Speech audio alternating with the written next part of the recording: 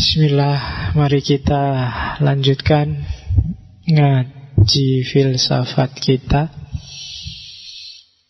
Malam ini kita masih ada di Cina. Keliru nih, Tiongkok. Iya, sudah sejak kecil terlanjur ngomongnya pakai istilah China. Tapi percayalah kalau saya ngomong Cina bukan niat melecehkan. Ya memang sudah mentradisi begitu. Jadi kita lanjutkan penjelajahan kita mengikuti petunjuk Rasul untuk utlubul ilma walau bisin. Nanti ada yang menyebut pikiran-pikiran filsafat Tiongkok, Cina, itu di beberapa literatur disebut sinisme. Ya, jadi jangan kaget loh ya. Nanti kalau kamu baca-baca buku kok ada istilah sinisme, itu ada kalanya memang ada aliran tertentu namanya sinisme. Tapi ada juga yang dimaksud filsafat Cina ini, yang diambil dari bahasa Arabnya sin. Ya, jadi sinisme. Karena coba nanti kamu surfing-surfing, lihat beberapa literatur itu ada yang pakai istilah sinisme. Minggu lalu kita ketemu dengan Taoisme, malam ini kita akan ketemu Konfusianisme. Konfusianisme ini jauh lebih terkenal, jauh lebih dipakai orang, sampai hari ini masih hidup. Bahkan sebagai agama kan dia di Indonesia hari ini jadi agama resmi, agama Konghucu. Tapi kita nggak akan membahas ritual-ritual agamanya, karena kita akan fokus pada pikiran-pikiran filsafatnya yang cenderung berbau etik. Etik yang tidak metafisik, itu etiknya Konfusianisme. Jadi konkret, hidup tertib secara nyata dan harmonis, itu khasnya Konfusianisme. Teman-teman Tiongkok rata-rata filosofi hidupnya itu khas Konfusianisme. Jadi tidak terlalu metafisikal. Yang agak aneh-aneh metafisik itu yang minggu lalu, yang Taoisme. Jadi kalau nonton-nonton film ada vampir, ada jimat, itu biasanya dari sisi Taoisme. Kalau Konfusianisme enggak. Jadi mikir dunia yang konkret. Makanya teman-teman kadang-kadang jauh lebih sukses hidupnya, karena filosofinya filosofi hidup di dunia. Kaya-kaya, nggak kayak orang Islam, orang Jawa, orang pribumi. Kalau anekdotnya dari gaya berdoanya aja kan kelihatan. Kalau kita kan berdoanya pasrah, cuma nunggu, minta, nunggu dikasih. Kalau orang sana nggak cuma minta, tapi dipaksa, digoyang. Kalau doa kan gitu. Wah, ya Allah, ayo sampai rontok rezekinya. Kalau kita kan nunggu jatuh, kalau dia digoyang sampai jatuh semua. Nah, itu makanya kaya mereka. Malaikatnya yang di atas kaget semua, digoyang, ayo jatuhin, jatuh semua rezekinya. Kalau kamu kan pasrah, ya Allah rezekinya dong. Oke, itu Konfusianisme. Hidupnya mulai tahun 551. Cuma ini mungsret itu apa? Kalau dari segi angkanya sampai 479. Tapi sebelum Masehi, kalau pakai tahun Masehi.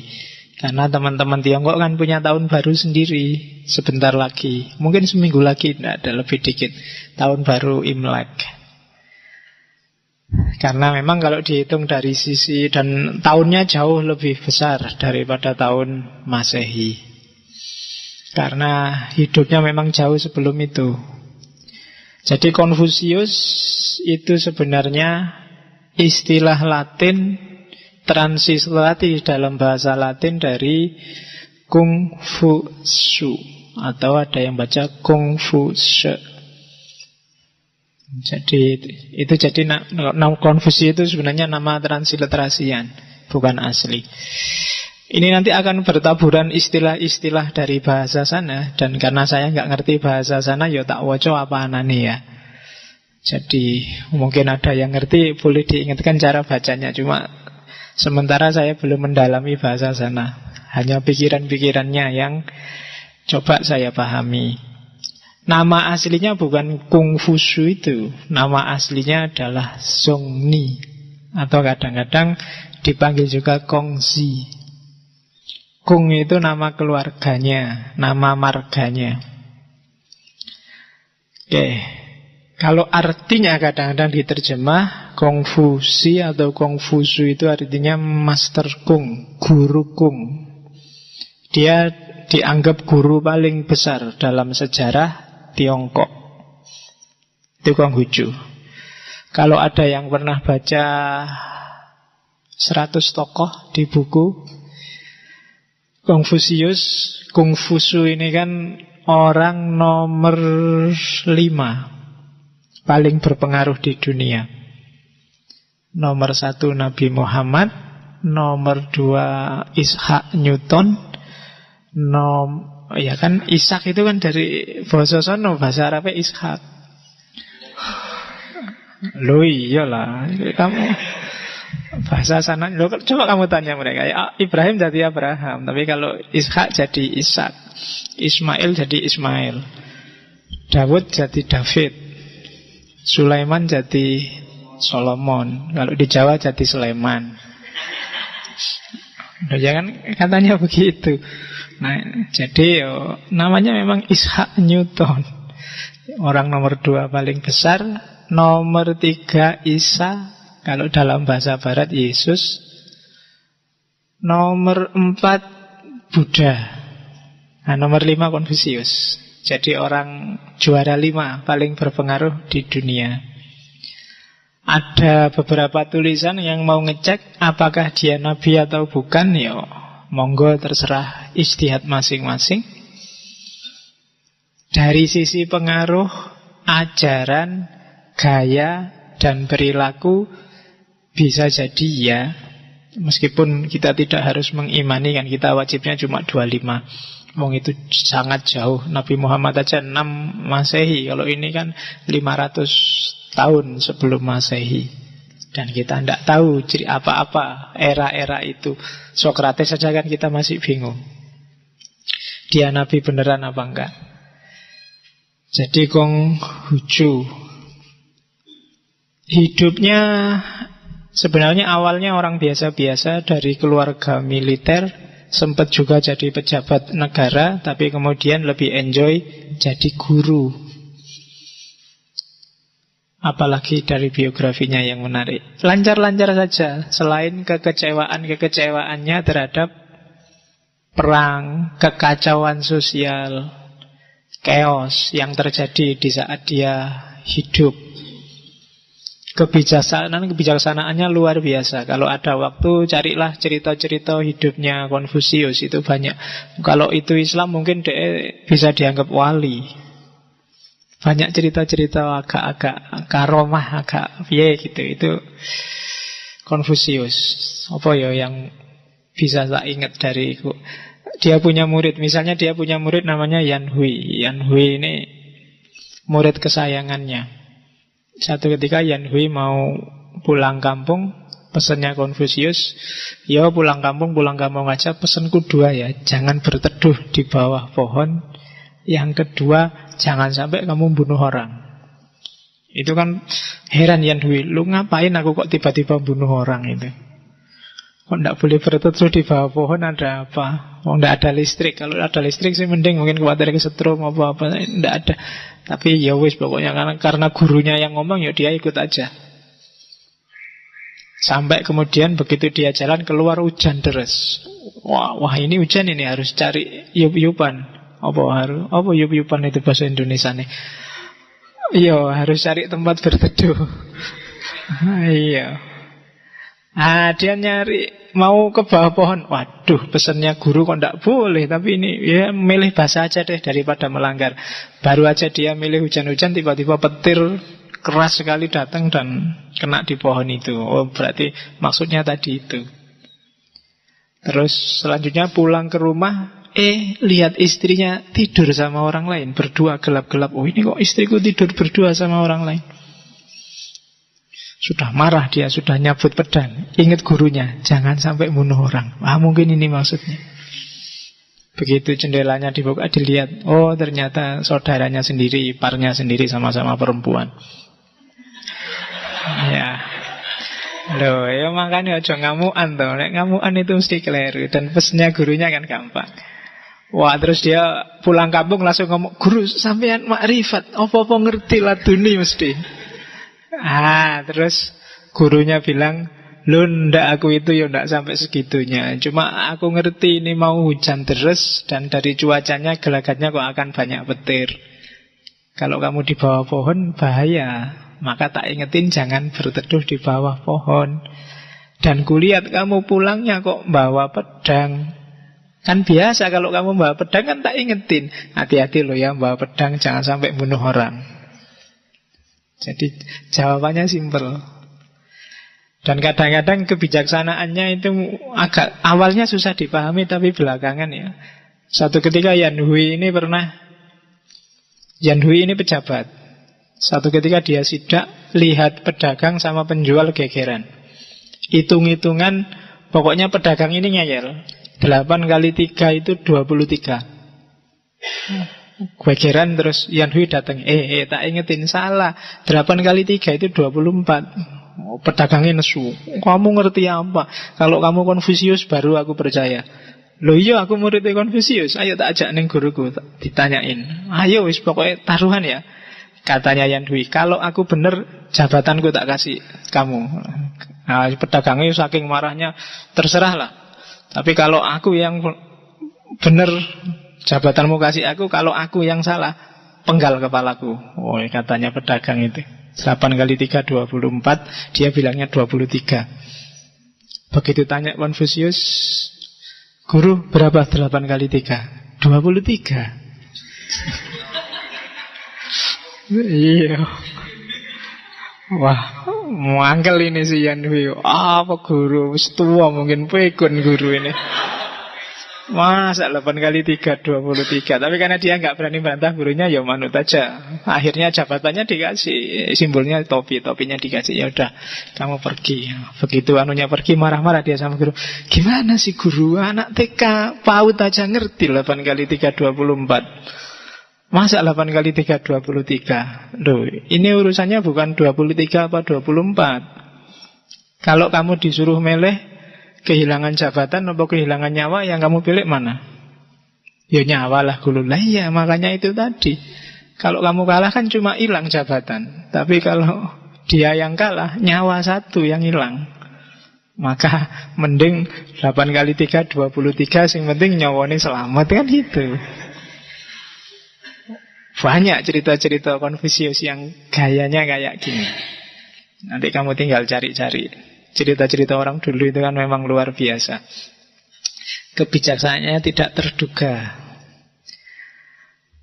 Oke, sejarah hidupnya silahkan dibaca, saya nggak perlu detail. Cuma dia pernah ngomong sendiri.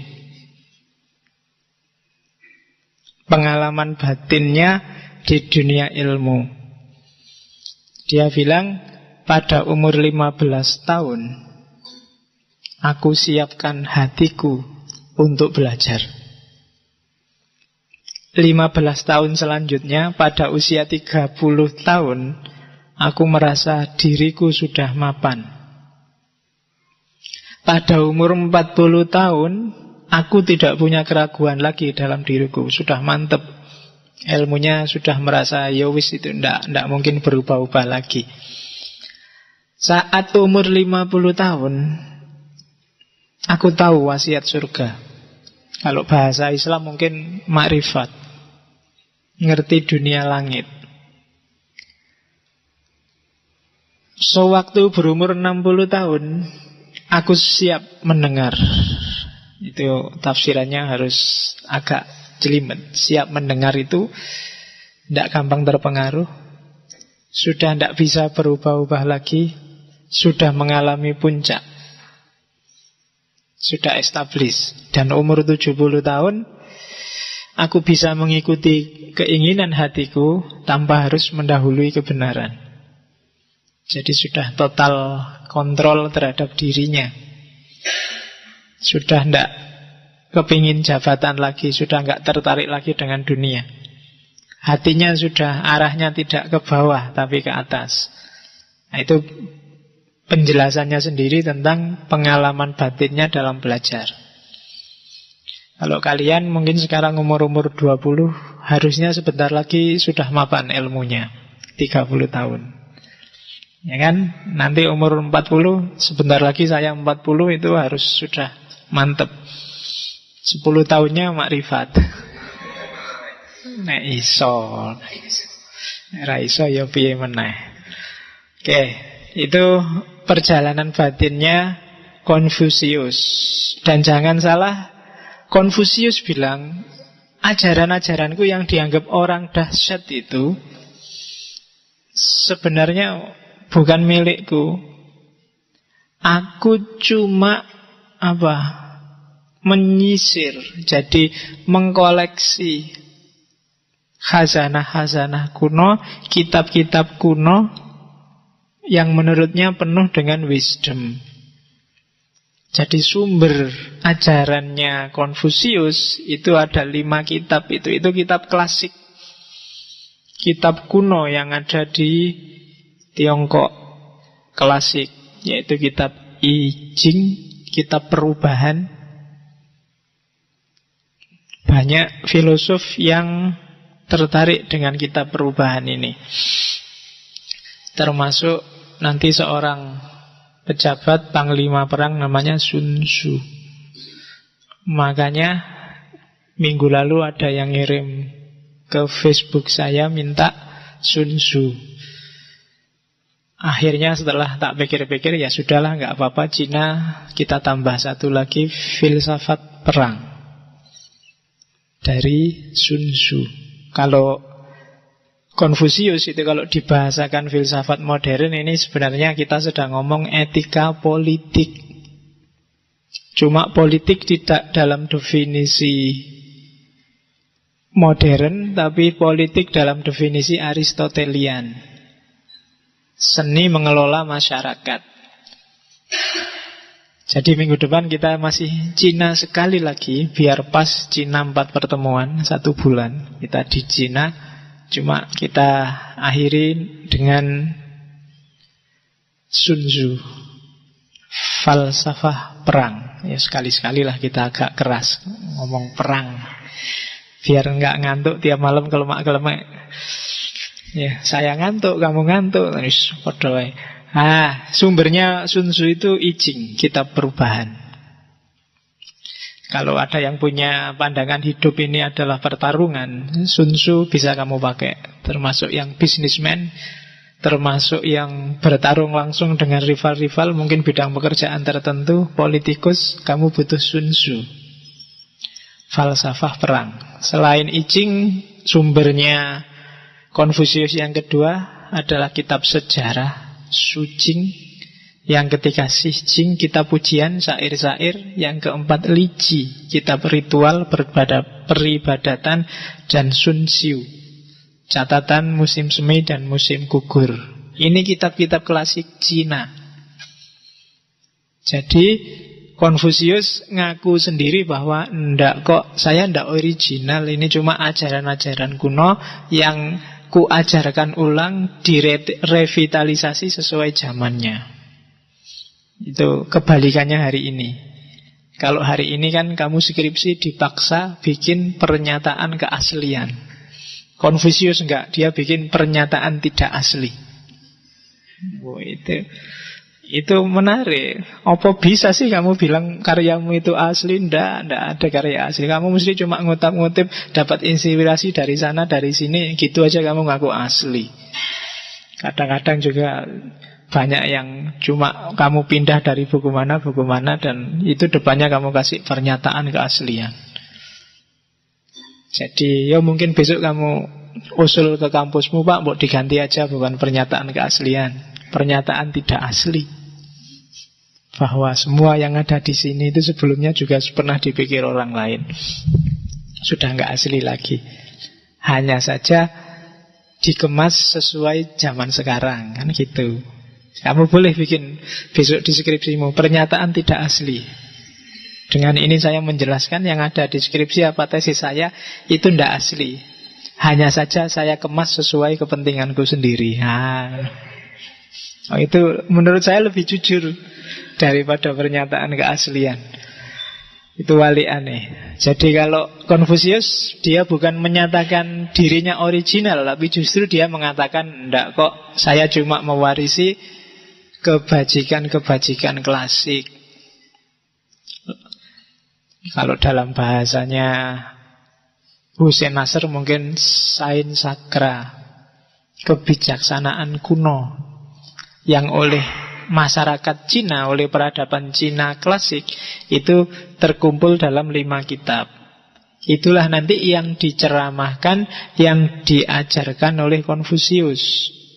Dan 5 kitab itu ajaran-ajarannya nanti ditulis oleh murid-muridnya, dibukukan oleh murid-muridnya, dan lahirlah 4 kitab yang jadi rujukannya para pemeluk Konfusianisme. Yang pertama judulnya Dasu, yang kedua Lunyu, bacanya misah ya, kalau disambung jadi Lunyu. Ya. Kalau Lunyu licin. Oke. Jadi yang keempat Zongyong, dan yang ketiga Zongyong, yang keempat Mencius. Mencius itu Mengzi, muridnya.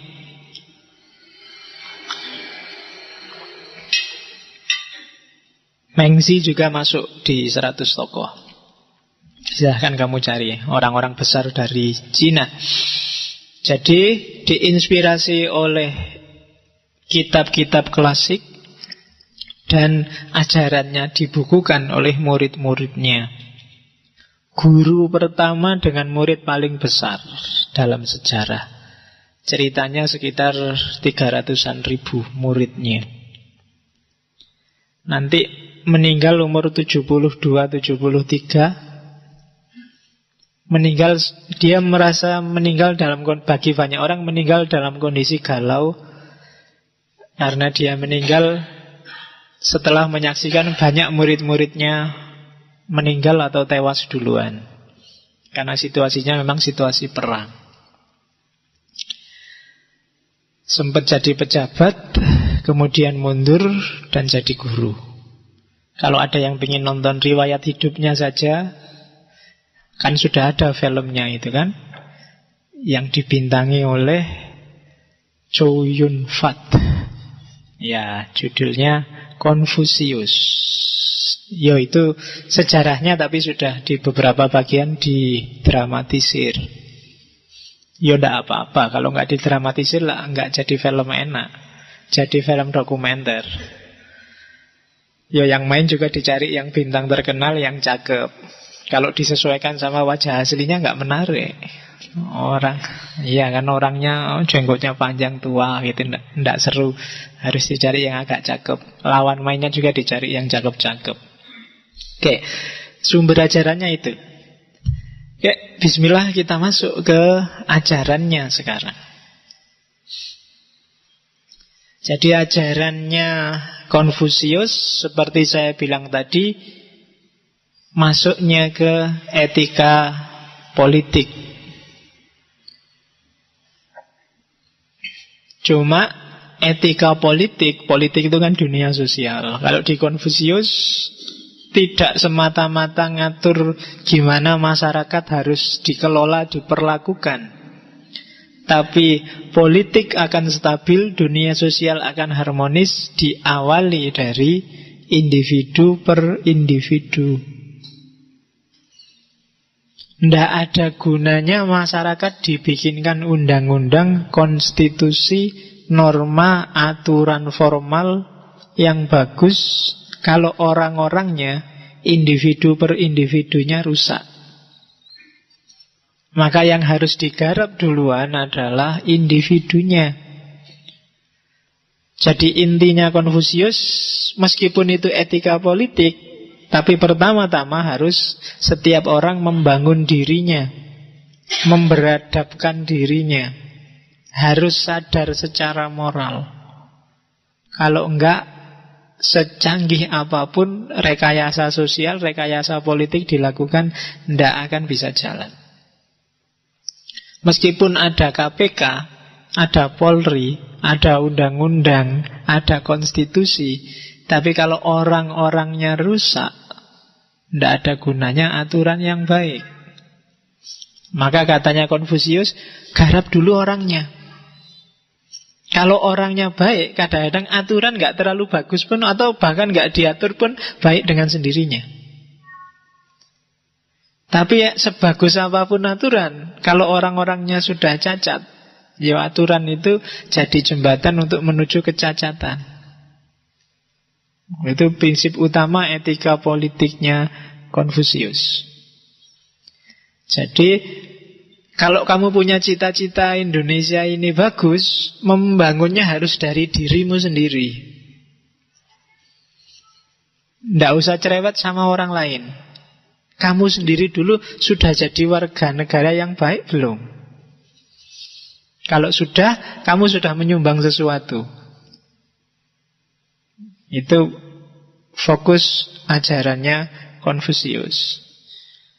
Jadi etika pertama diawali dari memberadabkan diri, self-cultivation.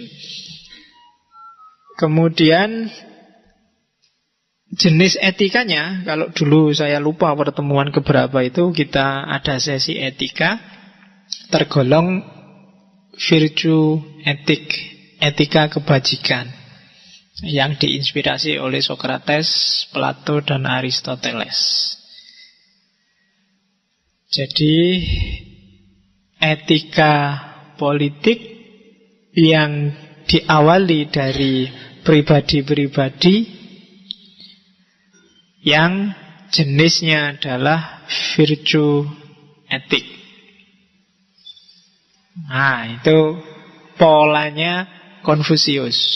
Jadi jangan lupa, itu sawah kita hari ini berarti ada di etika politik.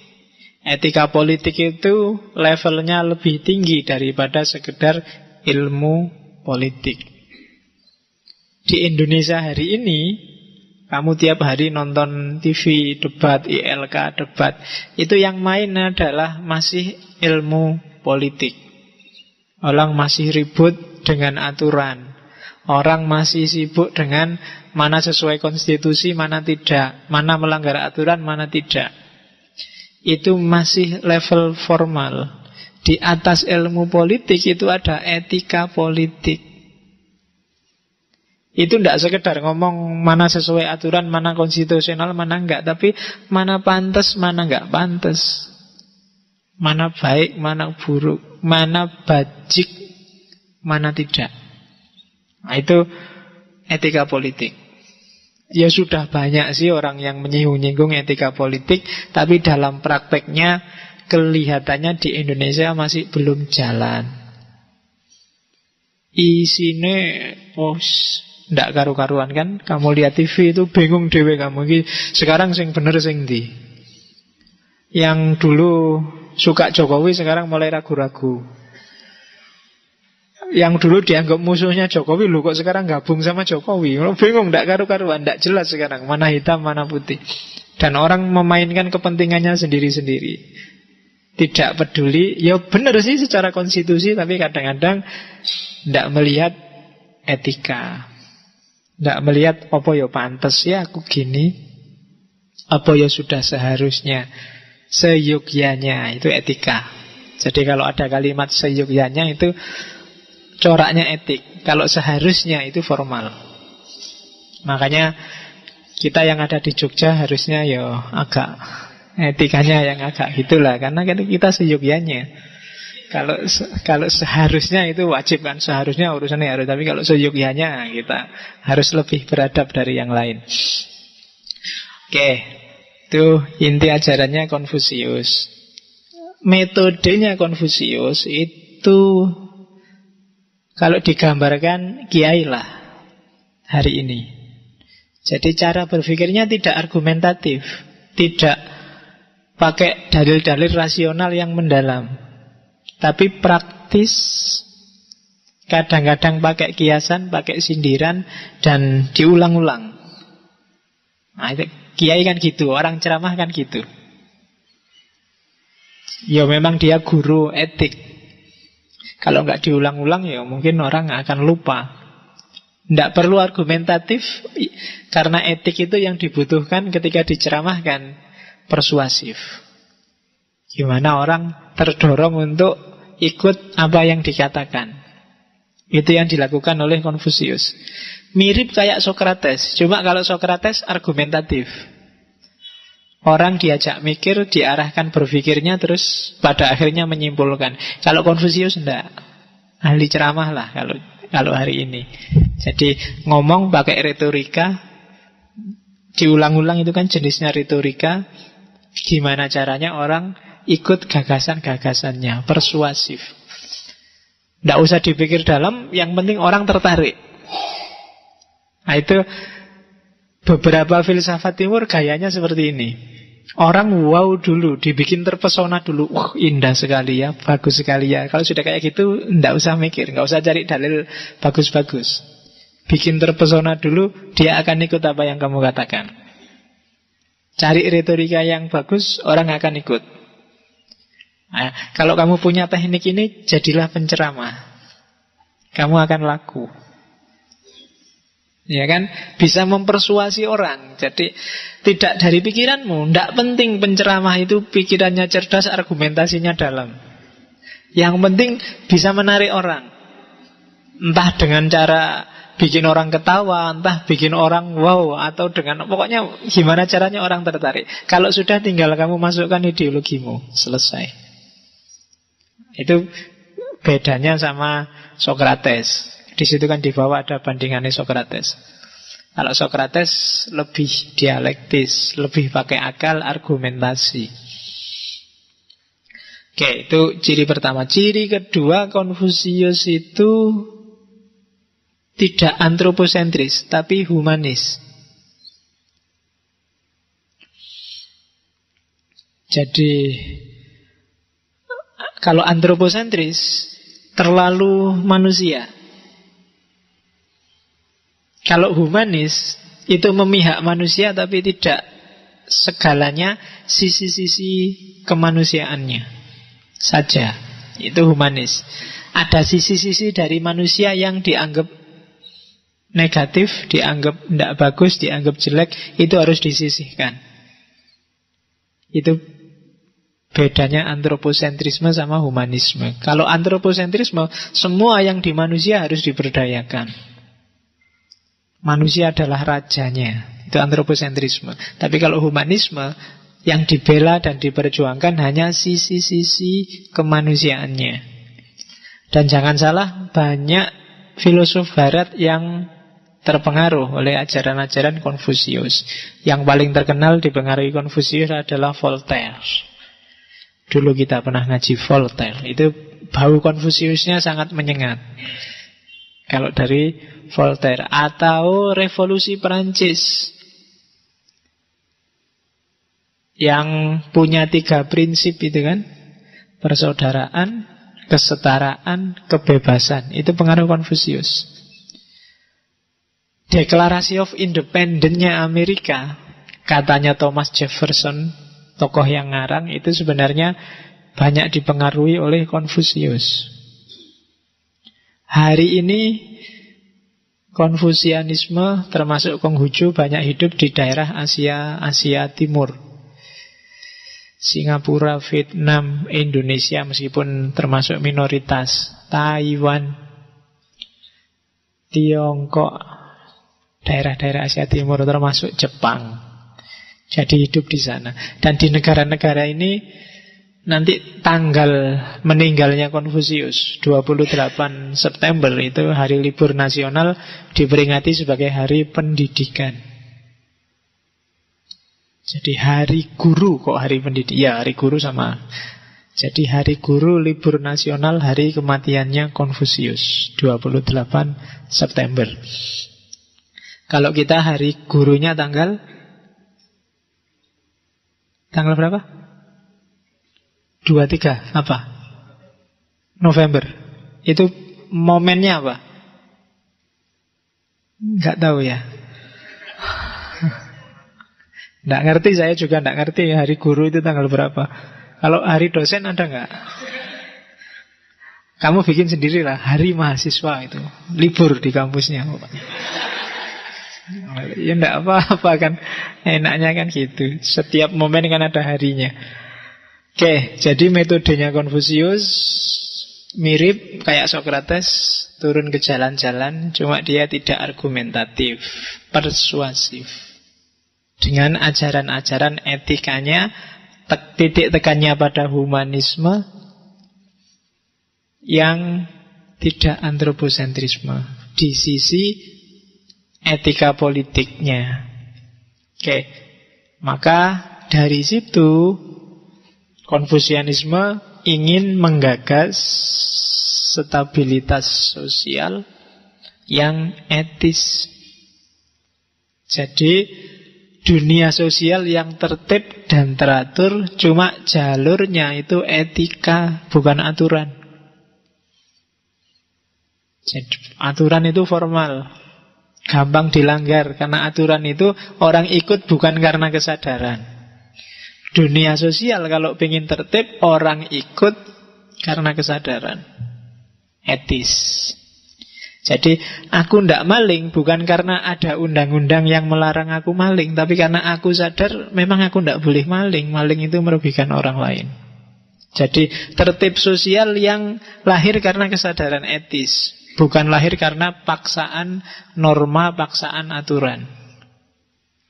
Nah itu yang disasar oleh Konfusius, yang nanti dijadikan undang-undang beberapa dinasti di Tiongkok. Meskipun ada juga kaisar-kaisar tertentu yang membasmi ajaran Konfusius, anti ajaran Konfusius, meskipun sampai hari ini ajaran itu masih hidup di tengah masyarakat. Oke, alurnya itu alur dari individu, terus keluarga, dan dari keluarga baru negara. Jadi kalau karakter kita, moralitas kita sudah bagus, maka kehidupan keluarga akan tertib. Kalau keluarga tertib, tentram, maka baru negara akan teratur. Kalau keluarga rusak, tidak akan bisa lahir negara yang teratur. Jadi jangan-jangan kaconya Indonesia hari ini itu karena nggak banyak orang memperhatikan kehidupan keluarga. Yang miskin sibuk gimana caranya biar kaya, jadi cuek sama kehidupan keluarga. Yang kaya, yang punya jabatan, yang kelas tinggi apalagi nggak punya waktu sama sekali untuk keluarga. Jadi selesai, yang lahir generasi-generasi yang tidak tentram, dicuekin terus. Orang yang dicuekin ini kan mesti sakarepe dhewe. Yang sekarang heboh itu apalagi kan, anak bayi dikasih rokok itu kan. Iki piye mikire. Jadi kalau keluarga beres, tenang aja, negara akan ikut beres. Tapi kalau keluarganya kacau, ya akan kacau. Fokusnya Konfusianisme. Sekarang kita lihat asumsi-asumsi dasarnya. Ini masih panjang ya.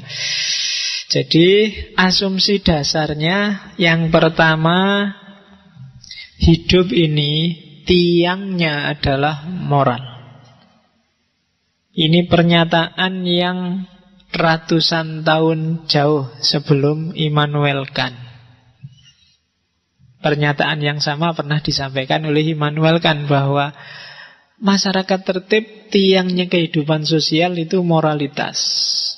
Kalau moralitas rusak, kehidupan akan rusak. Bahkan alam semesta juga akan meresponnya dengan kerusakan. Gempa bumi, banjir, apalagi perang, semua bencana itu sebenarnya porosnya ada di rusaknya moralitas. Loh, hubungannya apa Pak? Banjir kan sungai yang meluap. Kalau di Konfusius itu ada korelasinya dengan rusaknya moral. Entah langsung, entah tidak langsung.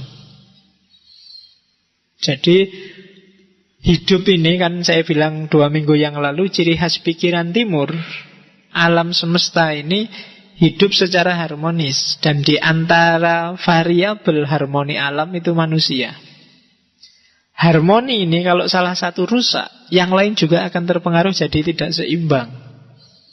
Karena terbukti jelas manusianya sekarang banyak yang rusak, yuk timbal baliknya alam juga meresponnya secara negatif.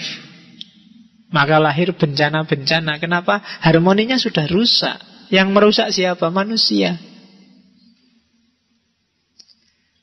Jadi kalau dicermati mungkin pakai fisika, pakai biologi, pakai nanti akan kelihatan di mana intervensi manusia yang merusak harmoni. Ya mungkin antara gempa dengan moralmu nggak ada korelasinya, tapi kalau dihubung-hubungkan nanti nyambung loh. Nah itu pandangan timur, termasuk Konfusius. Maka hampir semua filosof timur itu arahnya perbaikan moralitas. Hidup yang benar dulu, baru mikir yang lain. Yang kedua, itu yang pertama, asumsi yang nanti diadopsi oleh Rousseau dan kawan-kawan, bahwa manusia itu hakikatnya adalah baik. Jadi tidak ada orang jahat. Orang yang jahat itu berarti dia nyeleweng dari fitrahnya sebagai orang baik. Berarti dia orang yang tersesat. Itu orang yang jelek itu berarti dia sedang keluar dari karakter alamiahnya. Orang itu secara natural baik kok. Maka harus disadarkan terus, diajarkan terus kehidupan yang baik. Biar hidup ini jadi tertib, teratur. Jangan sampai sesat. Dia harus disadarkan terus. Jadi asumsi kedua tentang baiknya manusia. Jadi tidak ada orang salah, tidak ada orang jahat, yang ada orang tersesat. Ya kalau orang sesat jangan dimarahi, jangan dicaci maki. Hari ini kan banyak orang yang dianggap sesat terus dimarah-marahi, dicaci maki. Ada yang sampai dipukuli, dikejar-kejar loh. Orang tersesat kok malah dimarahin. Seandainya kamu jalan-jalan kemana terus kesasar, kok malah diseneni? Mau kemana mas? Mau ke Surabaya. Lu sampean ke Surabaya kok jalannya ke barat, kurang ajar, sampean sesat. Masuk gitu. Ya kan? Hari ini kan banyak yang kayak gitu, dianggap sesat dan dicaci maki. Dulu masuk menghadapi yang sesat kok gitu. Dan kamu yang disesatkan juga mbok yo jangan marah. Wong kamu itu kan orang kadang-kadang kan kamu marah. Wah, kamu adalah orang yang sesat. Terus kamu marah-marah, kurang ajar menyesatkan aku. Loh enggak, kalau ada orang bilang gitu ya, kalau memang kamu merasa enggak sesat ya tinggal bilang, enggak kok saya enggak sesat, saya yakin jalanku benar, ya jalan aja. Tapi kalau benar, oh iya matur nuwun sudah diingatkan. Coba tak ceknya lagi petaku, jangan-jangan memang saya salah. Kan gitu. Tapi kan kamu balasnya juga sama-sama marah. Jadi ada orang sesat yang ngingetin sambil marah-marah, yang diingetin juga marah-marah. Itu terus jadinya tawuran. Hari ini kan sering gitu kan, antar aliran, antar kelompok. Jadi ada orang sesat kok dimarahi, dilempari batu, dipukuli lu. Kan malah kasihan. Kita kan harusnya kasihan kan kalau ada orang sesat. Kasihan ya dia sesat, keliru. Ini harus cepet-cepet diingetin, dibantu. Kalau hari ini dicaci maki, kebalikannya. Maka katanya Konfusius, jangan gitulah. Setiap orang itu baik, tidak ada orang jahat, tidak ada orang rusak, yang ada orang sesat. Kalau memang sesat ya kita ingatkan jalannya biar tidak sesat lagi. Dan yang diingatkan juga jangan marah-marah. Kalau merasa yang ingetin yang keliru ya tinggal dibalikkan aja. Menurut saya yang benar, sampai yang keliru wong peta saya ini, dan selesai. Tidak perlu tawuran lagi. Terus yang ketiga asumsinya, Katanya Konfusius, orang itu tidak butuh juru selamat, tapi yang dibutuhkan adalah guru yang menyelamatkan, guru yang mengingatkan, guru yang moralitasnya tinggi, yang tidak cuma ngomong tapi bisa ngasih teladan. Itu cirinya. Kalau kalian cari guru, jangan cuma yang pintar ngomong, pintar ceramah. Cari guru yang berbudi. Kalau bahasanya Konfusius, berbudi itu bisa mempraktekkan apa yang diajarkan dan bisa mengajarkan apa yang dipraktekkan. Nah, itu baru layak dijadikan guru. Baru orang yang bisa nuntun, bisa membereskan moralitasmu. Kalau ngingetin kamu jalan ke Jakarta, dia harus pernah ke Jakarta. Itu baru layak dijadikan guru. Ndak cuma ngomong. Tiap hari nasihati orang, kita harus sabar. Dia sendiri marah-marah. Pernah kan kayak gitu? Kita harus sabar. Itu kok ngantuk? Ini melecehkan sekali. Saya ngomong kamu ngantuk. Padahal temanya sabar. Ceramah sambil marah-marah. Ya kan? Allah itu maha penyayang. Kita harus menyayangi sesama. Begitu mic-nya mengingkuing, tukang mic-nya dibuanting, dipeting. Nggak nyambung, aku mikirnya gimana.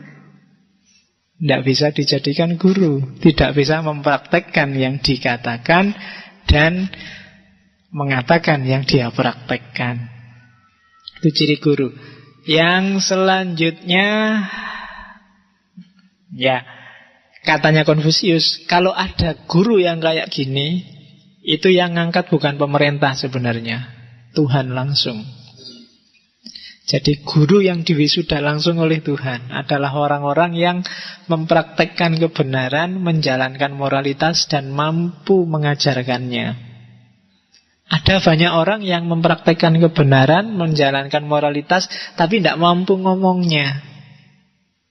Ada yang cuma pinter ngomong tok, tidak bisa menjalankan. Dua-duanya bukan guru.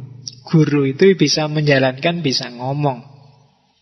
Dan orang yang bisa kayak gini, itu yang mewisuda bukan pemerintah, tapi Tuhan langsung.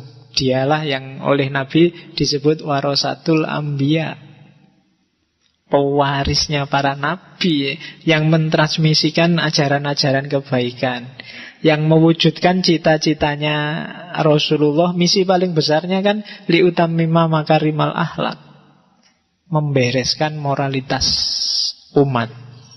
Nah, itu tujuannya sama kayak Konfusius. Makanya ada yang tanya, jangan-jangan Konfusius itu nabi. Yo, kamu teliti sendiri aja. Oke. Cuma jangan cari di Quran. Zaman Konfusius itu sudah berarti 5 abad tambah 6 abad. 5 tambah 6, 11 abad sebelum Nabi Muhammad. Ayatnya mesti jauh, tidak ada. Oke. Ajaran-ajaran utamanya secara umum itu. Nanti kalau kamu baca di kitab-kitabnya atau ulasannya orang-orang di buku-buku, banyak yang ngomong ajaran Konfusianisme itu cara mentipologikan macam-macam. Tapi secara umum menyangkut itu. Yang pertama, Zhengming, reification of names, meluruskan nama-nama. Ini kayak ganti jeneng kalau di Jawa, tapi bukan itu maksudnya. Yang kedua Yi, kebajikan. Yang ketiga Ren, kemanusiaan. Kemanusiaan isinya 3. Yang pertama Zong. Zong itu hati nurani pada orang lain. Empati, itu Zong. Kalau di Antv, Zong itu kan alamat kamu gak dapat apa-apa. Tapi kalau di Konfusius, dengan Zong berarti hati nuranimu bagus. Kamu punya empati pada orang lain, itu berarti kamu punya Zong. Yang kedua Si, Dan yang ketiga xiao. Jadi kalau si itu mementingkan orang lain, dirinya sendiri nanti saja nggak apa-apa. Kalau xiao itu menghormati, menghargai orang lain. Yang keempat li. Li itu ubudiyah, ibadah. Yang kelima tianming. Tianming itu takdir, jalan langit, perintah langit. Jadi pokok-pokok ajaran moralitasnya Konfusius itu ada 5. Yang pertama reification of names. Yang kedua kebajikan. Yang ketiga kemanusiaan. Yang keempat prosedur ritual ibadah. Dan yang kelima takdir. Ini kayak rukun imannya Konfusius. Jadi hidup kita harus jelas, reification of name, identifikasi diri. Kita juga harus baik hati. Kita juga harus manusiawi. Kita harus menyembah, pasrah pada Yang Maha Kuasa, li. Dan yang kelima fate, takdir. Kita lihat ya satu-satu. Zhengming, reification of name. Ini teori terkenal sekali dari Konfusius, menegakkan nama. Jadi ini kayak Aristoteles, principle of identity. Kalau di sabdanya Konfusius bilangnya, biarkan penguasa adalah penguasa, menteri adalah menteri, bapak adalah bapak, dan anak adalah anak. Itulah reification of names. Maksudnya apa? Berperilakulah sesuai identitasmu, sesuai kedudukanmu. Kalau sepak bola, yang kiper ya jadilah kiper, yang back ya jadilah back, yang striker jadilah striker. Kalau kacau, kamu akan kalah sepak bolamu. Kan gitu. Yang mahasiswa ya jadilah mahasiswa yang baik, yang dosen jadilah dosen yang baik, yang tani jadilah tani yang baik. Sekarang kan campur, tidak karu-karuan. Makanya Indonesia ini bingung. Yang pengusaha jadi wakil rakyat, yang pengacara jadi komentator, ya kan? Yang artis jadi politikus. Ya, jadi tidak karu-karuan, tidak jelas karepe apa. Ya tatanan sosial mesti rusak, tidak karu-karuan. Kalau mahasiswa sudah gaya jadi dosen, oh itu alamat sudah, ya kan? Atau kebalikannya, dosen gaya jadi mahasiswa, wah itu apalagi. Tidak sesuai fungsi dan kedudukannya, akan jadi masalah secara sosial. Kadang-kadang jangankan yang itu, yang paling dasar aja kadang-kadang kamu tidak bisa identifikasi. Misalnya, kamu itu cowok apa cewek sih? Loh, kadang-kadang keliru loh orang-orang itu. Sekarang yang cowok itu ngalah-ngalahi cewek, make up-annya, lamanya mandi, dandannya. Sekarang luar biasa.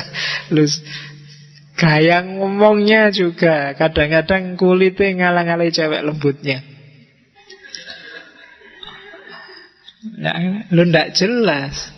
Yang ceweknya tegas luar biasa, yang cowoknya malah kelemak-kelemek. Tidak jelas. Ini sumber kekacauan sosial pasti. Yang tani ya tetap aja jadi tani. Lakukan sebaik-baiknya sebagai seorang petani. Yang guru jadilah guru. Lakukan sebaik-baiknya seperti seorang guru. Itulah reification of names. Yang kakak jadilah kakak yang baik, yang adik jadilah adik yang baik, yang menteri jadilah menteri, yang bapak jadilah bapak. Itu prinsip besar secara sosial yang hari ini di Indonesia sering kacau balau. Secara struktur tidak jelas. Presiden aslinya pengusaha, DPR aslinya artis, kemudian apalagi kiai aslinya pelawak. Loh, ya kan banyak sekarang. Pelawak itu kan sekarang banyak yang jadi kiai. Loh, apa umatnya tidak rusak itu? Kalau ndagel sih enak, tapi isinya apa terus ngasih tahu masyarakat? Wong tugasnya ulama itu membagi ilmunya pada masyarakat, bukan dagelannya. Oh, itu kan yang bikin kacau hari ini. Tontonan jadi tuntunan, tuntunan jadi tontonan. Kan sering ngomong kayak gitu. Itu sumber rusak sudah. Itu kayak kiper tapi pingin terkenal maju jadi striker. Ya kan? Hari ini tuh kan semua pingin maju, pingin masuk TV, pingin terkenal. Gak ada yang mau jaga gawang, gak ada yang mau diem-diem, pokoknya tak beresin semua deh. Kalau ada yang mau ngerusak tak bentengi, gak masuk TV juga gak apa-apa. Gak ada yang kayak gitu sekarang. Sekarang semua pingin jadi striker. Jadi wilayah pertahananmu kosong. Akhirnya dibantailah kamu 4-0.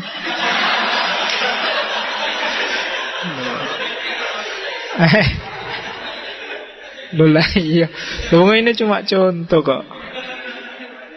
Jadi sejago-jagomu meskipun pemain terbaik dunia, kalau nggak ngerti posisimu, ya rusak permainannya. Jadi itulah reification of names.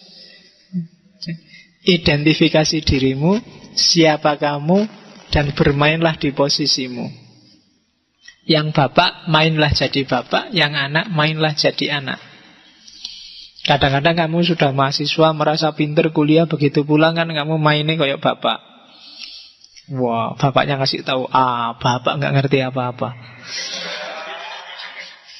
Bapak di rumah cuma kerja di sawah. Saya ngaji filsafat sampai sekian puluh kali, Pak. Mantap, temen.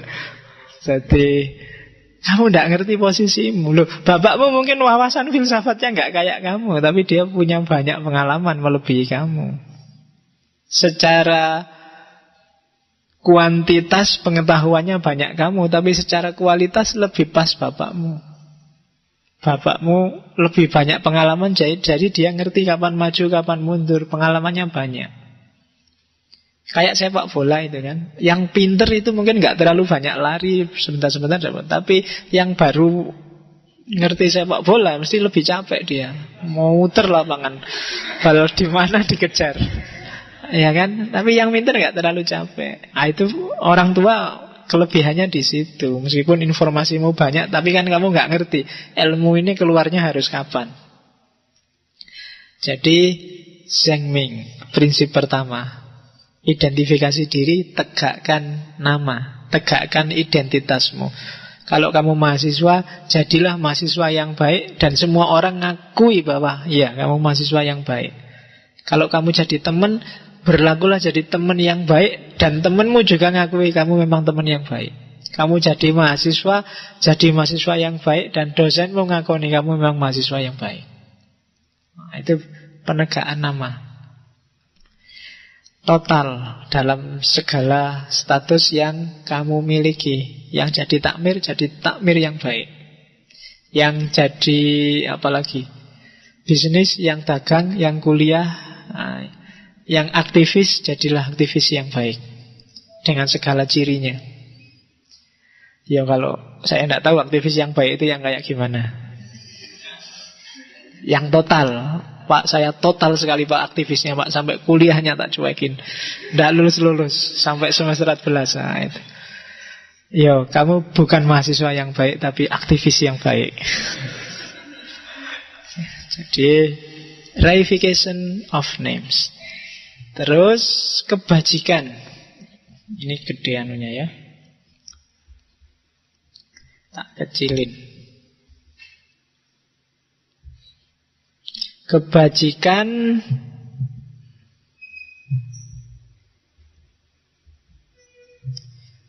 bahasa sananya yi. Jadi kebajikan itu mix antara kebenaran, keadilan, kewajiban, dan kecerdasan.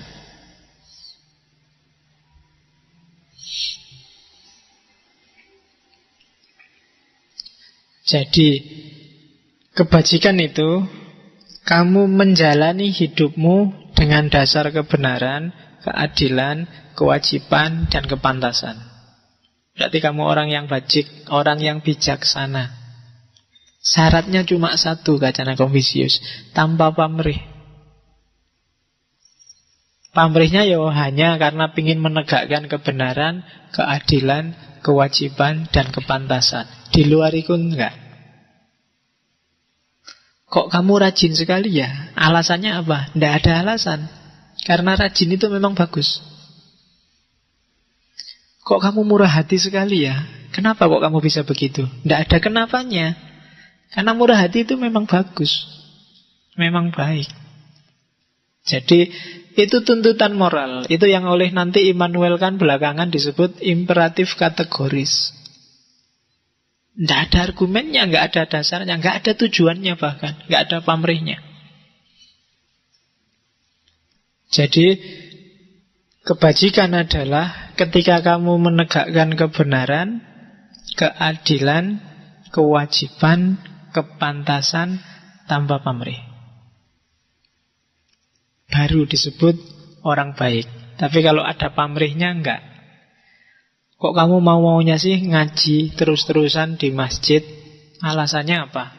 Tidak ada alasannya, karena ngaji itu baik. Banyak yang ngomentari saya, Pak Faiz kok mau sih tiap minggu nih masjid? Pun tidak capek? Pun tidak ngantuk? Ya capek. Ada tujuan apa sih? Tidak ada. Karena menurutku baik ngaji ini, maka aku mau ngaji. Bukan karena tehnya. Itu loh. Atau yang selain itu. Bukan karena daripada nganggur. Itu berarti ada pamrihnya. Pamrihnya kan ngisi waktu lowongmu. Enggak, saya ngaji karena memang menurutku ngaji itu baik. Nah, itu baru kebijakan, kebajikan. Kalau ada pamrihnya enggak bisa disebut kebajikan. Jadi melakukan apapun tanpa syarat. Kalau itu kebaikan. Wah, kamu kok baik hati sekali padaku ya? Ada pamrih apa? Enggak. Karena baik hati itu baik. Baik hati itu bagus, maka aku baik padamu. Kamu enggak usah GR. Gitu loh. Kamu enggak usah mikir aneh-aneh. Ya karena baik itu. Ya, kamu kok mau tiap hari nganter aku, tiap hari jemput aku, nge-SMS aku tiap hari? Oh enggak, karena nge-SMS tiap hari itu baik, membahagiakan orang lain. Jadi aku tanpa pamrih. Ya wis, kalau tanpa pamrih aku tak cari yang lainnya. Ya jangan. Oke, enggak jadi berarti. Enggak jadi kebajikan itu, berarti ada pamrihnya. Oke, jadi itu kebajikan menurut Konfusius. Jadi yang pertama, bereskan identitasmu, reification of names. Terus yang kedua, jadilah orang bijaksana, jadilah orang baik yang tanpa syarat, tanpa alasan. Yang ketiga, jadilah manusia. Jadi jadilah orang yang bisa hidup seperti orang. Itu Ren, prinsip Ren. Apa sih kewajiban seorang manusia? Hidup seperti manusia. Ini kalau ini tadi yang di atas Yi, itu kebajikan individual. Kalau Ren ini sifatnya sosial. Jadi Ren itu hidup berinteraksi dengan orang lain. Rumusnya cuma 2. Ada golden rule, ada silver rule. Golden rule itu perlakukan orang lain sebagaimana kamu ingin dirimu diperlakukan. Kalau silver rule, jangan melakukan pada orang lain apa-apa yang kamu tidak ingin orang lain melakukan pada dirimu. Itu cuma rumus paling dasar interaksi dengan orang lain. Kamu tidak perlu belajar etika sosial. Kamu tidak perlu belajar cara hidup bareng orang lain. Kamu hidup di mana saja pakai rumus itu. Itu golden rule yang jadi landasannya teori-teori tentang HAM, tentang etika. Itu sebenarnya itu. Perlakukan orang lain sebagaimana kamu ingin diperlakukan, dan jangan melakukan orang lain sebagaimana kamu tidak ingin diperlakukan. Kalau kamu senang orang lain jujur padamu, ya kamu jujurlah padanya. Kalau kamu nggak suka dibohongi, ya kamu jangan bohong. Dah, itu prinsip dasar. Jadilah manusiawi, diren dengan berpatokan pada dua rule itu, dua aturan itu. Jadi prinsipnya cuma itu sudah. Kamu akan jadi manusia. Cuma meskipun secara individu harus ikhlas, tadi berbuat baik pada orang lain, ada kalanya kamu jangan mementingkan dirimu sendiri. Kamu juga harus mikir kepentingan orang lain. Misalnya, kalau tadi kan tanpa syarat. Ada orang bilang, kalau orang berbuat baik padamu, kamu juga harus berbuat baik padanya. Kalau orang berbuat jahat padamu, kamu juga balesnya tetap harus baik.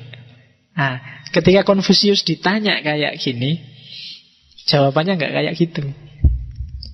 Itu tak tulis di situ. Jadi ada muridnya tanya, guru, kalau orang baik tak balas baik, kalau orang jahat apa tak balas baik juga? Jawabannya Konfusius, loh kalau gitu yang baik dibalas apa? Kalau yang jahat dibalas baik, yang baik harusnya dibalas sangat baik, apa gitu? Katanya Konfusius, enggak gitu. Kalau yang jahat, yang baik balaslah dengan baik. Kalau orang jahat balaslah dengan adil. Jadi kejahatan itu balasannya bukan kebaikan, tapi keadilan. Kalau enggak kayak gitu, masyarakat rusak. Dari sisi kamu secara individu mungkin yang dijahati no problem, tapi dia yang jahat tidak akan ada perbaikan. Ya boleh kamu bilang yang baik tak balas baik, yang jelek juga tak balas baik karena hatiku baik. Ya kamu baik, kamu mau baik sendirian kan nggak mungkin. Orang lain juga harus kamu bikin baik dong. Jadi balasannya harus keadilan. Ingatkan. Atau ada sistem yang hukum, ya hukumnya harus dijalankan dalam rangka keadilan. Jadi jangan ditampar pipi kanan, dikasih pipi kiri. Diselingkuhi istri pertama, dikasih istri kedua. Nggak bisa gitu loh. Jadi kalau kayak gitu, dunia akan rusak secara sosial. Secara individual mungkin bagus, tapi secara sosial tidak akan ada ketentraman kalau kayak gitu. Maka yang jahat bukan dibalas jahat, tapi dibalas adil. Itu demi stabilitas sosial. Kita kan sering kayak gitu. Ada orang bilang, kamu diomongin jelek tuh sama temanmu. Biar aja ngomong jelek. Yang penting kalau dia ngomong jelek terus, pahalanya dia dikasih aku, dosaku dikasih ke dia. Kan sering gitu kan prinsipnya. Loh, kalau kayak gini tidak ada perbaikan dong. Kamu berarti nggak sayang sama temenmu dong. Katanya kamu orang baik. Harusnya kamu bikin gimana caranya sejauh kemampuanmu, temenmu yang keliru itu jadi benar, yang jelek jadi bagus. Baru dengan cara gini dunia sosial akan tertib. Lah kalau yang dizolimi cuek terus semua, yang jahat jahat terus, dan dunia gak akan stabil. Maka kebaikan balaslah dengan kebaikan, kejahatan balaslah dengan keadilan. Ya keadilan itu nanti ada sistemnya sendirilah. Bisa undang-undang, bisa etika. Jadi jangan dibiarin aja, atau dibales dengan yang kebaikan malahan. Nanti orang jahatnya jahat terus, tidak ada perbaikan. Oke, makanya kan Nabi bilangnya unsur ahoka zoliman au mazluman. Kalau yang mazluman jelas, tapi yang zolim gimana menolongnya? Bukan kok terus dikasih hadiah, tapi yang zolim itu dihindarkan biar dia tidak zolim lagi. Itulah keadilan namanya. Oke, jadi ajaran kedua, Ren. Ajaran ketiga, Li. Li itu peribadatan yang berkembang jadi kesusilaan. Li itu kalau awalnya sebelum Konfusius itu persembahan, korban. Jadi ini ritual yang di semua agama di mana-mana selalu ada persembahan. Yang di Islam terus jadi korban. Kalau di Konfusius, jadi makna dari Li, iya sih dia ritual, cuma ditambahi lagi. Ritual itu sebenarnya nggak sekedar ritual, tapi dia simbol dari kepasrahan dan kepatuhan. Nah, di dunia sosial, kepatuhan ini berarti kepatuhan terhadap moralitas. Patuh terhadap norma-norma yang berkembang di masyarakat. Jadi, jadilah kamu orang baik, orang bijaksana, yang manusiawi, yang punya kesopanan. Jadi itu 3 prinsip awal. Li dan Ren itu biasanya jadi satu.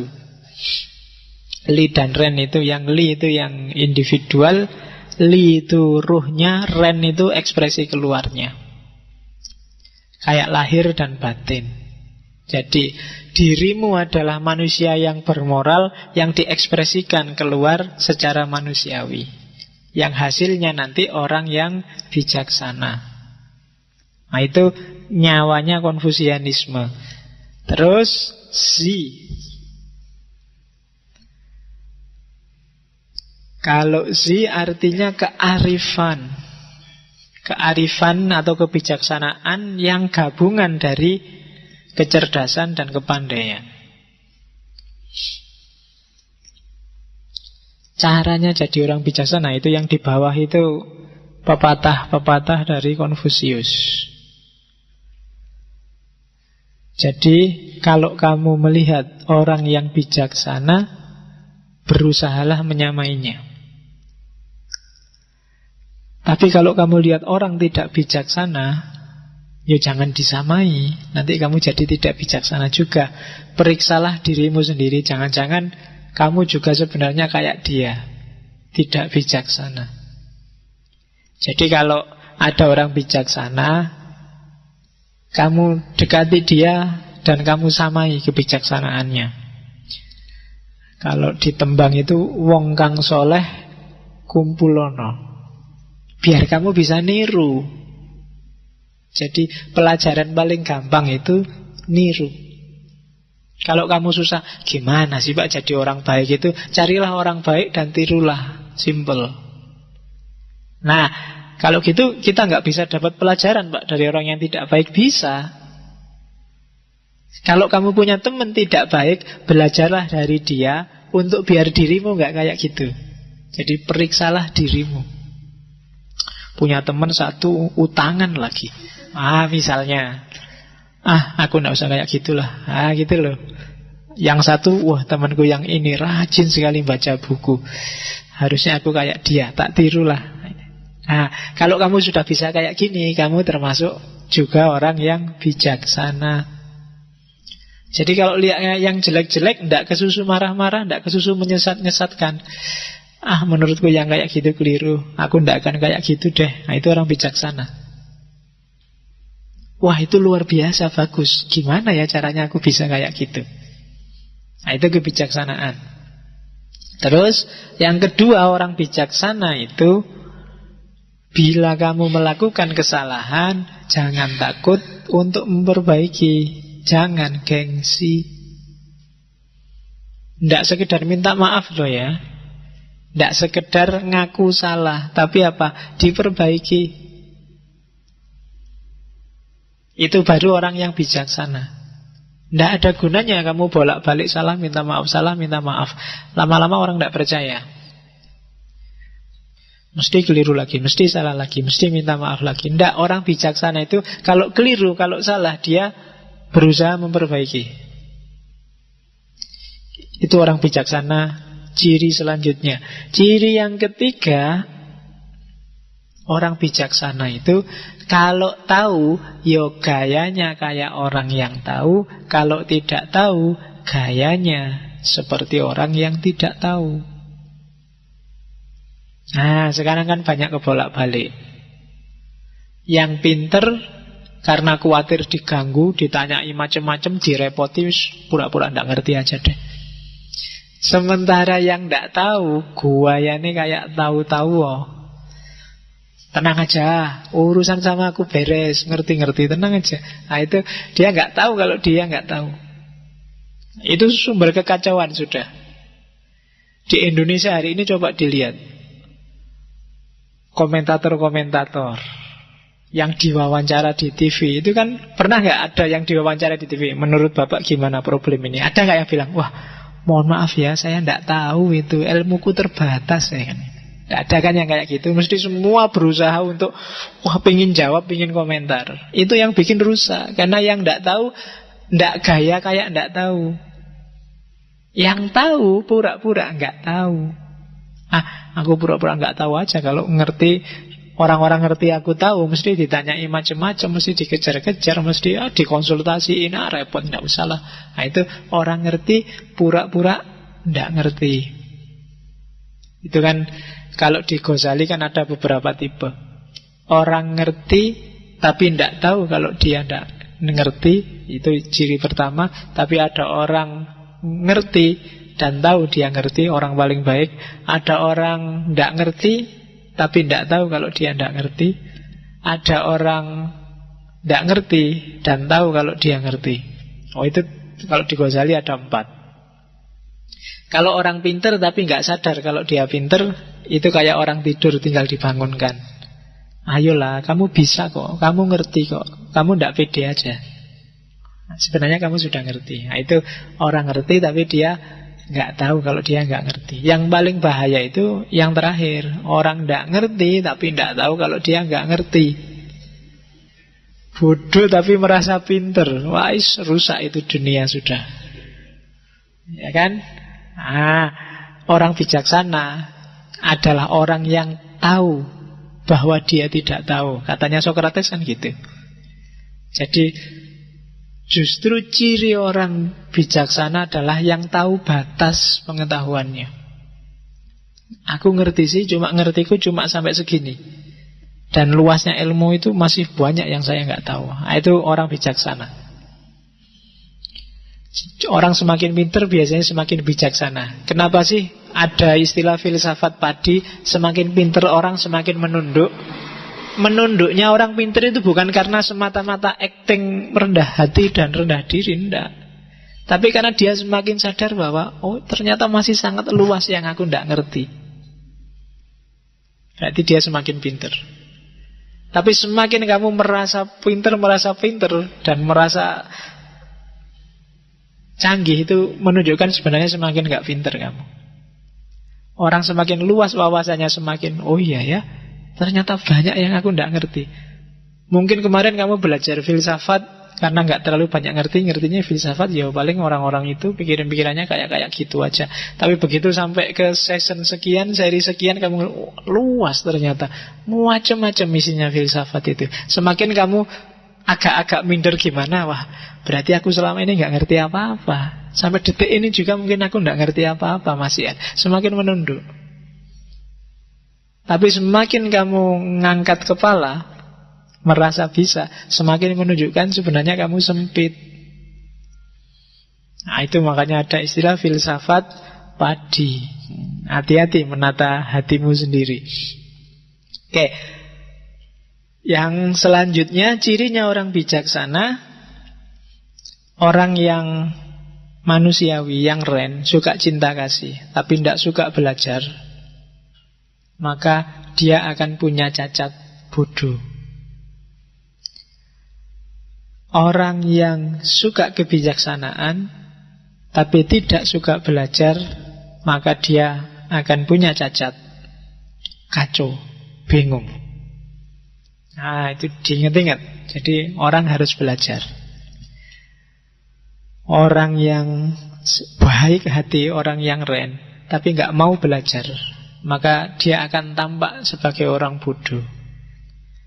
Orang yang bijaksana, cendekiawan, orang yang diposisikan sebagai elit pinter, agamawan, mahasiswa, kok tidak mau belajar, maka dia akan tampil sebagai orang bingung, tidak jelas. Maka kuncinya orang bijaksana yang terakhir, dia harus mau belajar kepada siapapun, tentang apapun, tidak milih-milih. Ngaji apapun, kalau ada waktu ya ikut, kecuali ada halangan. Saya mohon maaf Pak, nggak datang, ada halangan. Kenapa? Mood saya sedang jelek. Alasanmu yang paling banyak kan itu sebenarnya, mood saya jelek. Ngaji itu tidak butuh mood. Jadi tidak usah peduli mood loh.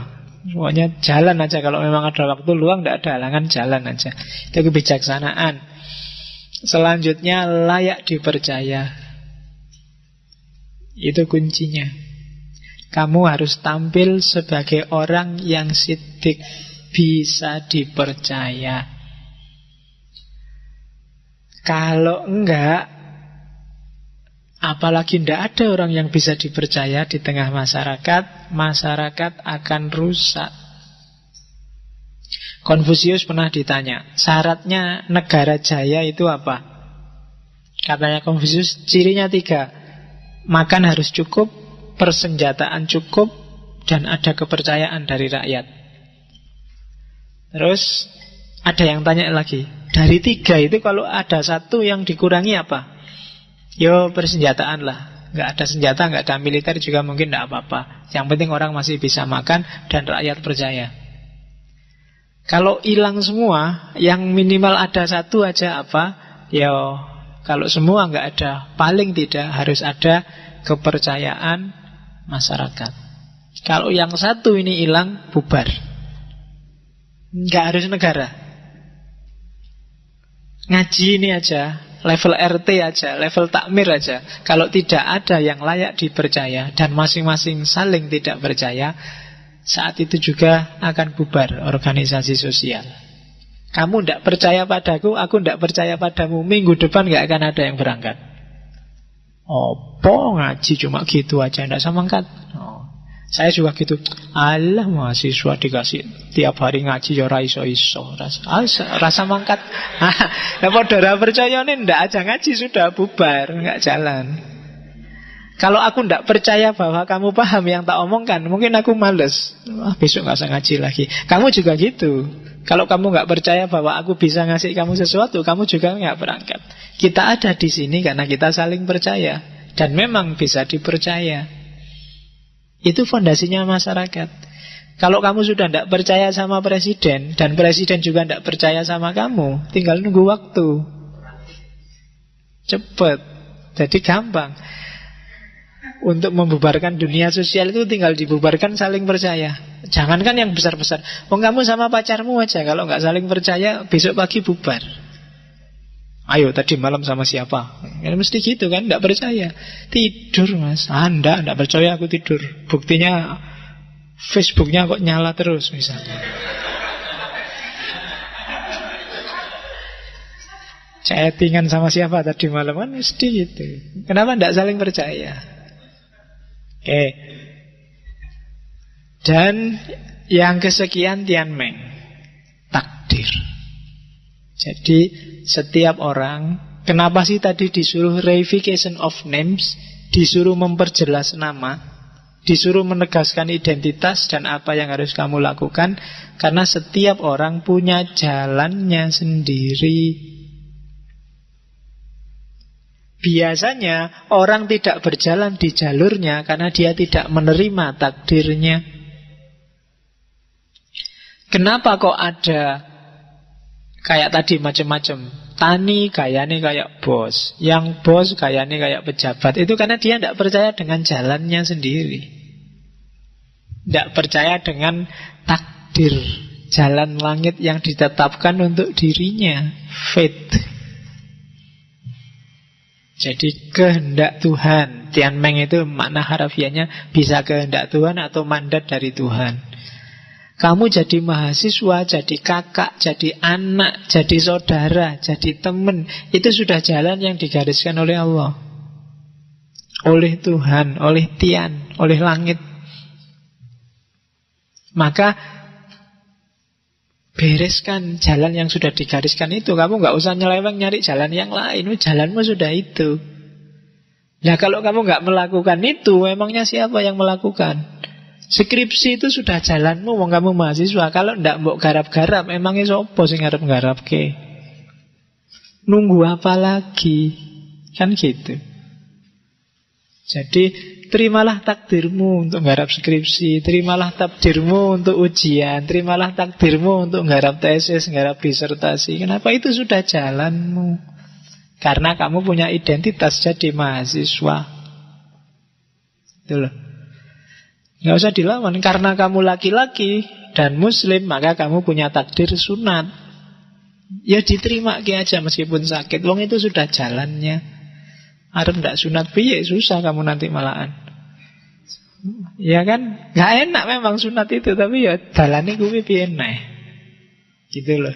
Hidup itu harus kayak gitu katanya Konfusius. Kamu ngerti jalanmu dan tegaslah di situ, revocation of names. Kalau enggak, ya mesti tatanan jadi rusak. Yang pelawak ya wis ndagelah, bikin orang tertawa, terhibur, selesai. Lah kalau pelawak banting setir dadi kiai, lah umat yang butuh nasihat akhirnya cuma bisa ketawa, nggak dapat apa-apa.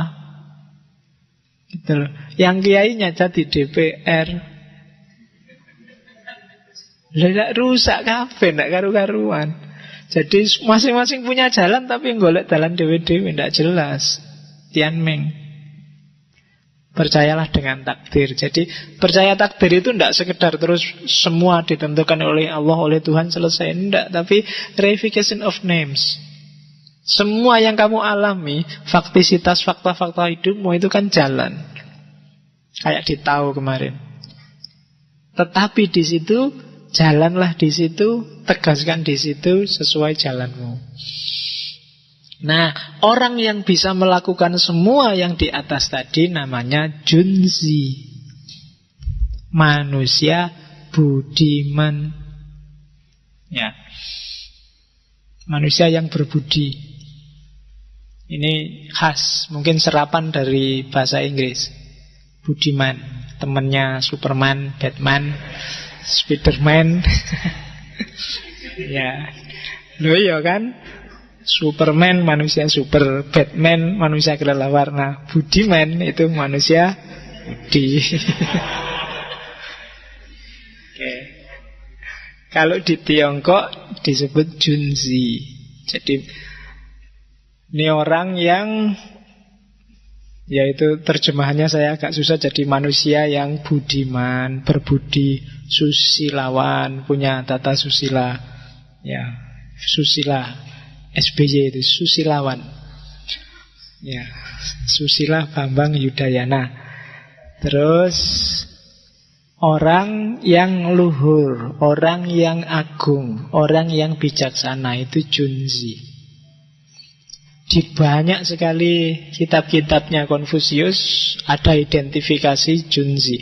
Junzi itu orang yang memegangi kebenaran sebagai dasar hidupnya. Tata krama kesusilaan sebagai pedoman perbuatannya.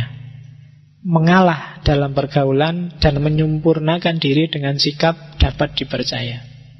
Itu junzi. Atau ada lagi dia bilang seorang junzi menuntut dirinya sendiri, sementara orang yang rendah budi menuntut orang lain. Lawannya junzi itu sioren. Jadi orang kecil.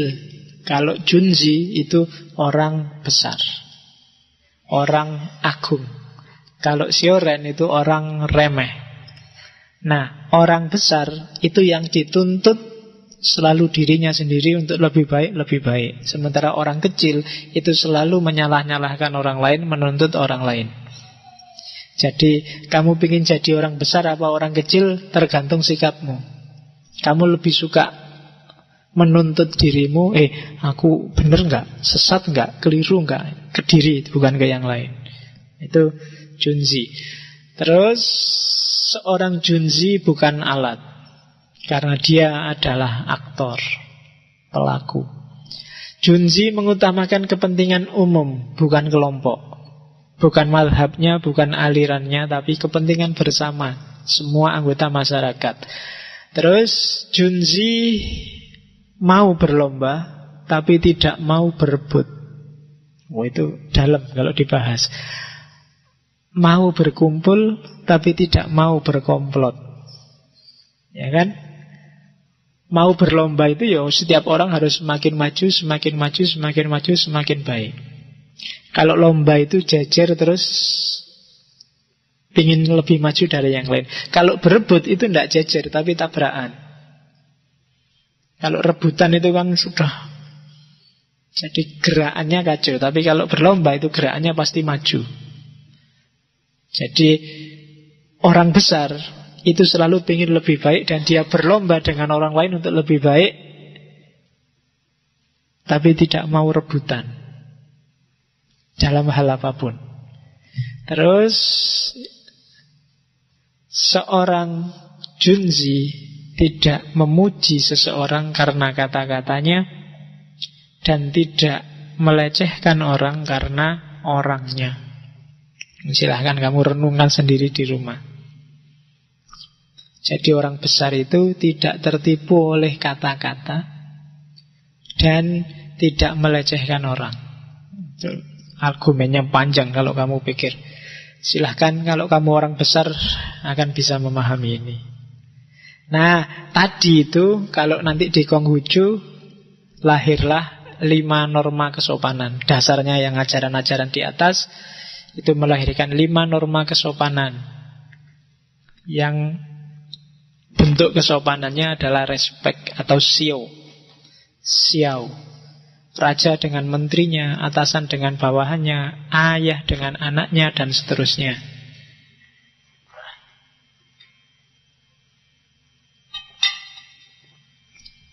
Oke, terus 8 prinsip belajar. Saya masukkan karena mungkin ada yang ingin tahu. Gimana sih urut-urutan cara belajar? Yang pertama, belajar hakikat segala sesuatu. Prinsip-prinsip belajar. Jangan belajar yang dangkal-dangkal, nggak ada gunanya. Mungkin malah merusak mentalmu. Jadi yang dangkal-dangkal itu yang artifisial, yang pinggiran. Nggak usah belajar pacaran, buat apa? Kan ada yang kemarin heboh buku, saatnya belajar pacaran. Ngapain pacaran aja dipelajari? Wong nggak usah aja kamu sudah ahli. Iya kan? Jadi buang-buang waktu, dangkal. Belajar yang esensial, yang hakiki. Jangan yang artifisial. Terus prinsip belajar yang kedua, jujur. Dengan jujur kamu bisa ngukur kapasitasmu.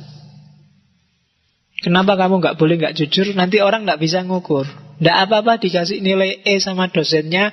Kalau memang itu jujur, ternyata memang aku belum bisa. Daripada Pak mbok saya dikasih A terus dikasih A bener, akhirnya kamu sendiri salah identifikasi dirimu. Kamu anggap kamu memang kualitasnya A padahal E. Jadi belajar juga harus jujur. Biar kamu ngerti level ilmumu itu 60, 50 apa 100. Kalau enggak, mengacaukan sendiri konstruksi kepintaranmu. Orang juga akan susah identifikasi kamu. Bahkan sering-sering kamu sendiri juga tertipu. Jangan seneng-seneng dengan dosen yang nilainya murah atau nilainya pelit. Yang biasa-biasa aja. Dosen yang sangat murah mungkin rati koreksi pokoknya 3 A. Itu mesti dosennya sendiri gak jujur. Dan itu bikin kamu gak bisa ngukur kemampuanmu. Apa memang kamu sudah bisa benar kok bijimu A? Jadi, makanya orang Jawa kan menyebutnya tidak sekedar nilai, tapi biji. Jadi biji itu kan semacam benih. Kalau benihnya aja sudah nggak jujur, sudah rusak, nanti tumbuhnya juga akan rusak. Oke ya, biji. Oke, terus belajar berarti kamu harus siap mengubah pikiranmu. Jangan kaku. Belajar berarti kamu siap diubah. Jadi jangan belajar hanya sekedar nambah informasi. Belajar harus punya fungsi transformatif, reformatif. Jadi orang yang semakin baik, semakin baik. Semakin tambah ilmumu, kamu harus semakin meningkat kualitas kemanusiaanmu. Itu yang ketiga. Belajar berarti yang keempat, membina diri sendiri.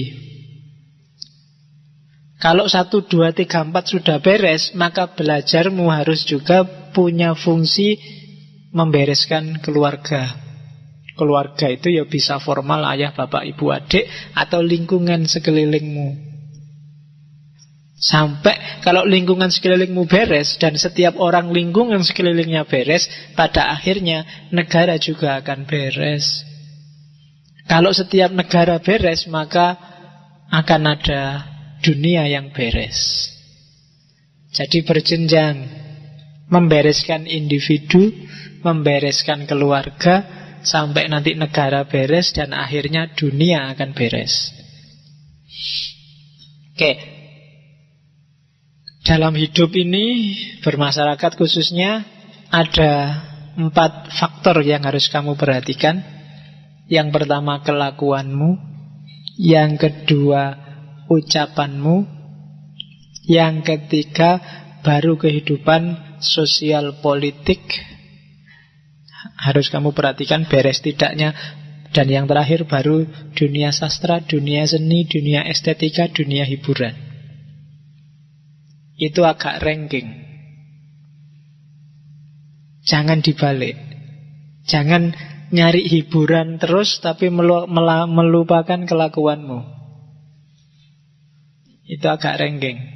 Tidak mungkin pemerintah beres kalau kelakuan dan omonganmu rusak. Tidak mungkin kamu bisa menikmati hiburan dengan nyaman kalau pemerintahannya kacau. Maka itu ranking. Itu prioritas kehidupan di tengah masyarakat. Bereskan dulu perilaku, bereskan dulu tutur kata sopan santun, bereskan dulu kehidupan sosial politik, baru yang terakhir kita bisa menikmati hidup. Kalau enggak, kita akan sering galau, sering sumpek karena kehidupan kita kacau. Nah, itu sarannya Konfusius. Dan Konfusius punya 8 sifat mulia. Nanti silahkan kamu baca sendiri. Ada Hao, Ti, Tiong, Sin, Li, Ji, Liam, Ti. Jadi ini kalau di Islam namanya Akhlakul Karimah. Silahkan dipelajari. Yang pertama tulus dan berbakti. Yang kedua hormat pada yang lebih tua. Yang ketiga punya watak setia. Yang keempat bisa dipercaya dan menepati janji. Yang keenam tata krama sopan santun, etiket dijaga. Yang selanjutnya solidaritas, tenggang rasa, tepo seliro. Yang selanjutnya hidup sederhana dan tidak nyeleweng. Banyak kan yang sederhana sih sederhana tapi nyeleweng. Itu yang harus diperhatikan. Jadi sederhana saja nggak cukup ya. Yang pertama-tama harus tidak nyeleweng. Pak, saya sederhana pak, saya hemat air, 3 hari baru mandi sekali. Saya itu namanya sederhana sih tapi sesat itu.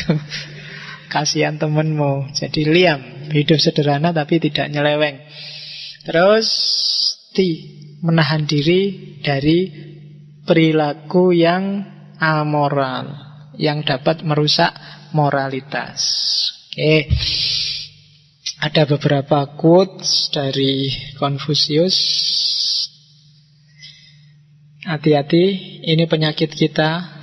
Orang yang punya ilmu, mahasiswa, dosen, ilmuwan, cendekiawan. Katanya Konfusius, tahu apa yang harus dilakukan namun tidak melakukan adalah sifat seorang pengecut. Kamu harus jadi orang baik, kamu harusnya rajin belajar, kamu harusnya, kan banyak, kamu tahu, sangat tahu apa yang harus kamu lakukan, tapi banyak juga yang tidak kamu lakukan. Jadi mungkin 80% perilaku kita agak pengecut. Pakai kategorinya Konfusius. Tahu mana bagus, tahu mana tidak bagus, tapi kan kita tidak menjalankan yang bagus itu. Ngaji itu bagus, kadang-kadang kita malas. Tahajud itu bagus. Masih ada yang rajin tahajud enggak? Sudah enggak aneh ya. Nah, itu kita tahu yang bagus-bagus tapi tidak jalan yang bagus-bagus itu. Oke, orang besar, orang mulia itu biasanya takut pada 3 hal. Yang pertama takut pada Tuhan dan perintahnya. Yang kedua pada alim ulama. Dan yang ketiga pada hikmah orang-orang terdahulu. Dan lawannya orang picik itu orang yang cuek terhadap perintah Tuhan, orang yang tidak menghargai alim ulama, dan orang yang melecehkan hikmah orang-orang terdahulu. Jadi orang besar, orang agung, orang mulia itu muhafadzah alal qadim. Jadi menghargai para ulama zaman dahulu. Kalau nggak ada mereka, kita tidak akan nyampe di stasiun ini hari ini.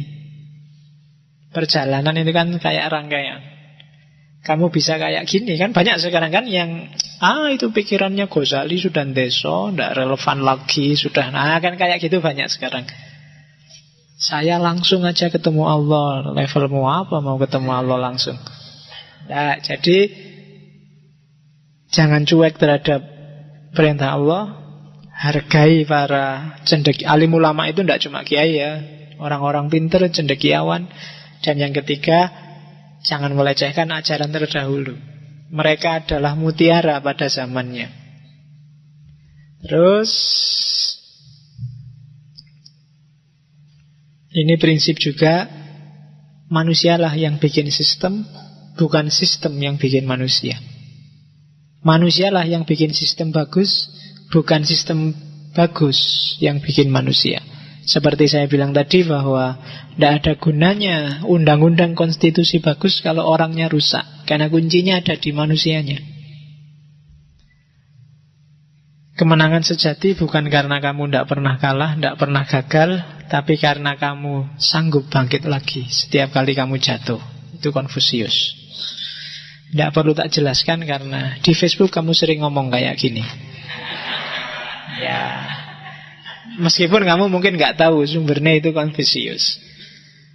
Ini yang sering kamu lakukan. Katanya Konfusius, kamu tidak boleh buka buku tanpa belajar sesuatu.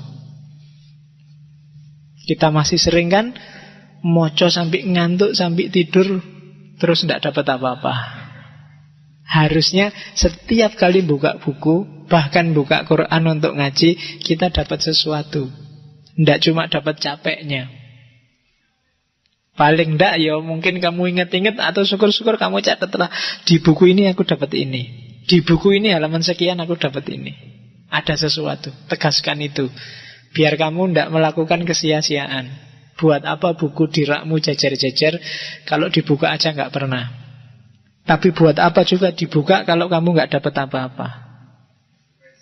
Jadi kasih aja ke orang lain yang bisa lebih memanfaatkan itu. Lawang gitu itu lo bukunya dipinjam temenmu, nggak balik kamu masih marah-marah. Nggak pernah kamu buka. Mungkin temenmu lebih bisa memanfaatkan. Jadi Buka bukumu, tutup botol. Buka bukumu, tutupan botolmu. Terus ya kok tiba-tiba ingat lagu tutupan botolmu itu. Ya wis ndak apa-apa, disambung lagu itu. Jadi bukalah bukumu dan tutupan botolmu, tapi dapat sesuatu. Nah, tidak, ini karena dia prinsipnya orang harus bisa dipercaya. Tidak percaya teman sendiri itu lebih memalukan daripada ditipu oleh teman. Itu mending kamu ditipu temanmu daripada kamu tidak percaya sama temanmu. Wah, itu prinsip. Jadi kalau mungkin kamu sedang uangmu habis, pingin utang ke temanmu, kamu tinggal bilang katanya Konfusius. Jadi kalau yang diutangi bilang kamu bisa bayar toh, lah percaya saja padaku lah, aku kan temanmu. Katanya Konfusius, tidak percaya teman itu lebih memalukan daripada ditipu oleh teman. Jadi kamu tak tipu ndak apa-apa, asal kamu tetap percaya padaku. Oke, itu Konfusius. Terakhir, ya. Hidup itu sebenarnya sederhana.